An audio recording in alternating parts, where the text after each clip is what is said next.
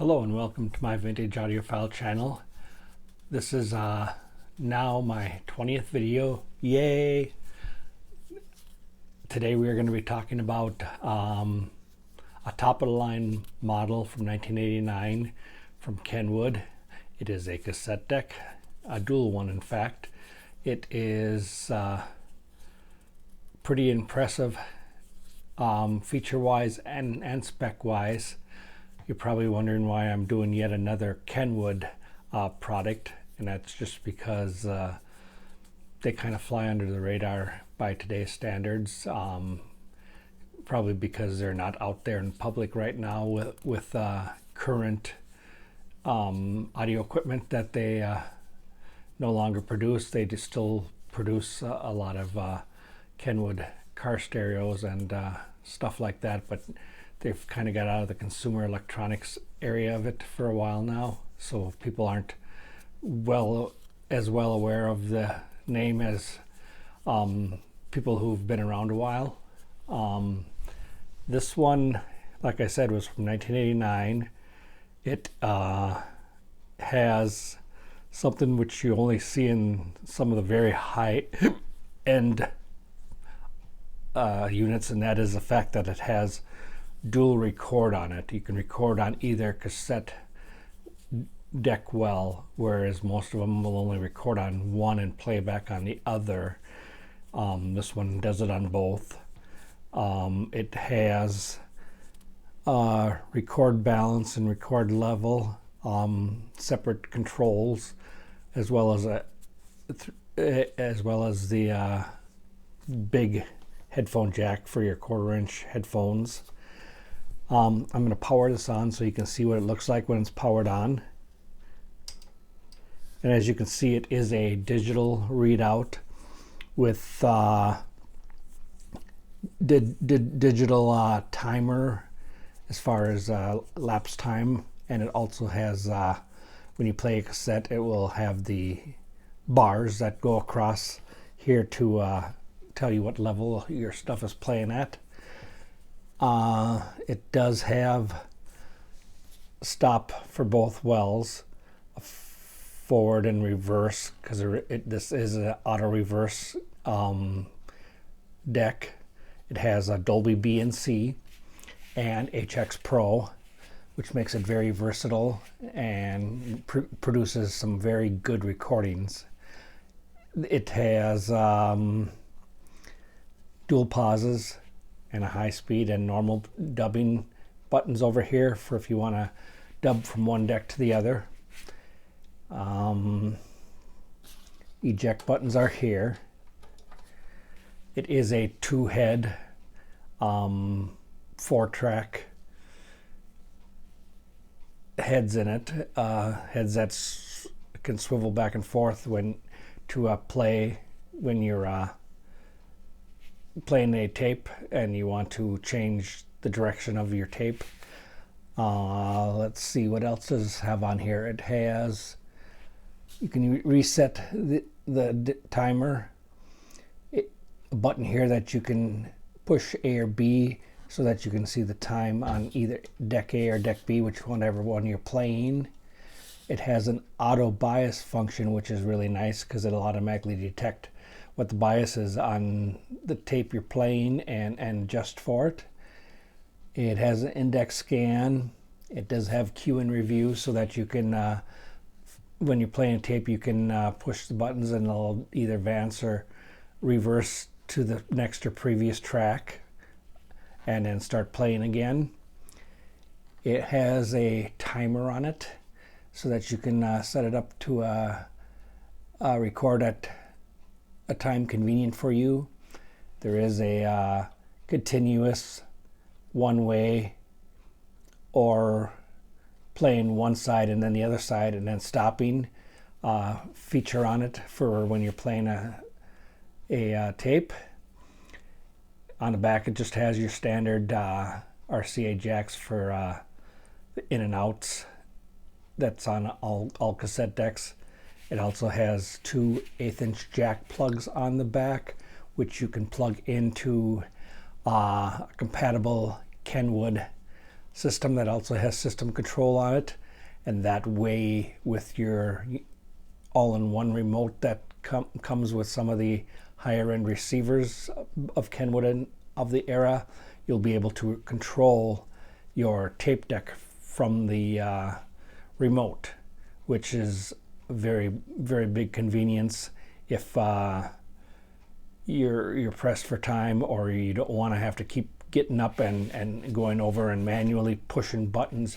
You can do it on the remote, which makes it very convenient. This weighs, I think, 12 pounds, which is a pretty beefy size and weight for a tape player.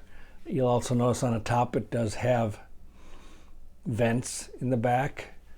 I really don't know why they're there. Usually that's for heat, and when using this machine, I've never really felt it being overheated or anything like that. Usually you don't see vents on a tape player, but this one has it, I guess just as extra feature or precaution. It does record very well. It makes really high quality tapes. Both chromium dioxide and metal tapes have a peak high of 16,000 hertz for frequency response and 15,000 for normal tapes, which is quite good. It has very low wow and flutter, so that you don't have to worry about your tapes kind of sounding a little warbly when you're recording or playing them. It has a lot of features that at the time were probably kind of groundbreaking, because HX Pro was just starting to get into being around that time. So this was definitely the top of the line model. I believe the retail price on this when it first came out was like $429, which is a good chunk of change for a cassette player. But they put all the bells and whistles in it, so if you had the money to spend and you wanted the best and you wanted a Kenwood, this is the particular model you would have bought. Of course, they had many other models that were lower end, but this was their top of the line model, and it acts the part. It is very well put together. You're not going to find too many things that this particular cassette deck is missing. About the only thing that is missing that by this time was standard on a cassette deck of any quality was the fact that it does not have any 1/4-inch mic jacks like they had so many of in the 70s. By this time, people had kind of fallen out of favor with doing, adding vocals to their stuff, or just doing general dictation or whatever to a cassette player. So that kind of fell out of favor, and they no longer included them with cassette decks. So technically this is not missing anything. 10 years previously you would have saw it on there, but 10 years is a long time, and 10 years made a big difference as far as what consumers wanted, and that was one thing that they seem to be completely fine without. Otherwise they would have kept making them if the demand was there, but it just wasn't anymore. So that is my review of this cassette deck. I will put a cassette in here now just to let you see that it is working, and working well. I'm going to first start out by putting it in a slot. Got a cassette here. I'm going to shut this one for a moment. I'm going to hit the forward button here, and right now the counter is at 0. So you can see that it is working, and that the timer is working fine too.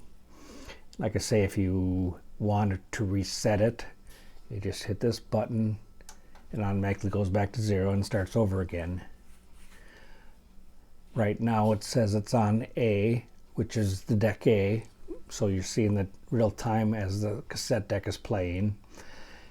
It also has your fast forward and reverse.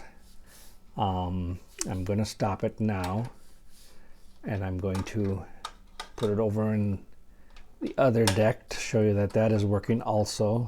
A lot of times things of this era had a tendency after a while not to work. This one being top of the line, it definitely has held up very well. It's about 30 years old now. I've never had to service it or anything.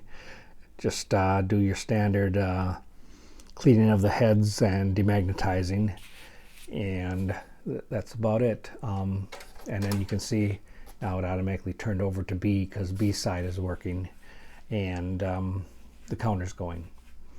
So it does work, does record, makes wonderful recordings. Probably one of the better cassette decks I have of any brand, and I've used it quite a bit over the years, and I plan on using it all the more in the future.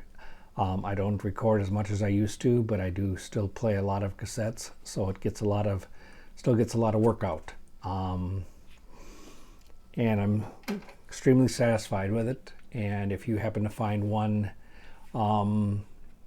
for a decent price, you're going to pay a little more than your standard run-of-the-mill ones, but you can still get them for under $100, and sometimes even less than $50 if you find one that needs little TLC as far as not in the best shape cosmetic wise, which is a travesty because it's a thing of beauty as far as I'm concerned.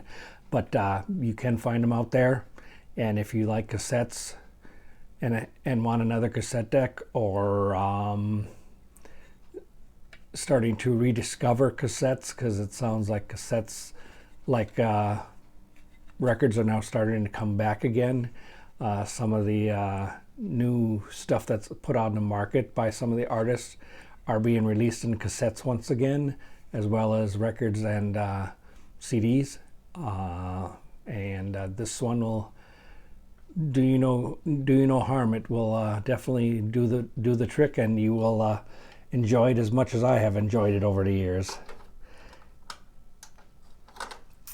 And that is the end of my demonstration for today.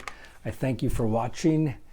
Hopefully my video was informative enough for you, maybe to spark you into buying a new cassette deck, or a used cassette deck at this point in time, but a new purchase, and you wouldn't go wrong if you were to buy this particular model. And by the way, I should say that the model is KX-W8010.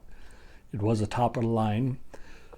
You can look on Google, and you can find a lot of information about this particular model, and you won't find any bad reviews about it. It is definitely a keeper.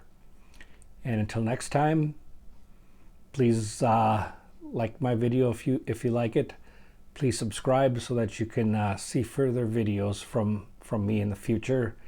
And until next time, everybody out there, have a great day, and I'll talk to you soon. Bye-bye.